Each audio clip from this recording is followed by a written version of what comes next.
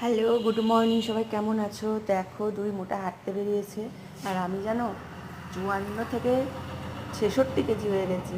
এই যে এই মহিলার জন্য আর কিচ্ছু ভালো লাগছে না। ও নিজে হাঁটতে যেত না আর আমিও বাড়িতে বসে বসে থেকে মোটা হয়েছি। এত মোটা হয়েছি গাইস, তোমাদেরকে আর কী বলবো, দুঃখের কথা, কিছুই ভালো লাগছে না। সামনে পুজো আর এই মোটা নিয়ে কি ঘোরা যায় বলো? তাই জন্য ভাবলাম একটু আজকে থেকে হাঁটা শুরু করি। তো চারিদিকে বৃষ্টির জলে দেখো কি অবস্থা। আর আমরা তো একদম রাস্তার সাইডে থাকি, আমাদের বাড়িতে তো কোনো জল নেই, আর এই দিকটাতে দেখো কি জল। আর এই রাস্তাটা দেখো পুরোই ডুবে গেছে।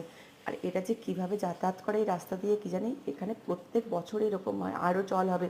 এখান দিয়ে নৌকা চলবে জানো গাইস, মানে কি বলবো। তারপরে দেখো আস্তে আস্তে রাস্তার মধ্যে দেখি কতগুলো বাচ্চা পুঁটি মাছ ধরছে, আর সেখান থেকে আমিও পেয়ে গেলাম, যা পড়ে গেল পুঁটি মাছটা। তো এই পুঁটি মাছটাকে তো ধরতেই গেলে অনেক কষ্টে আবার ধরে ফেললাম মাছটাকে।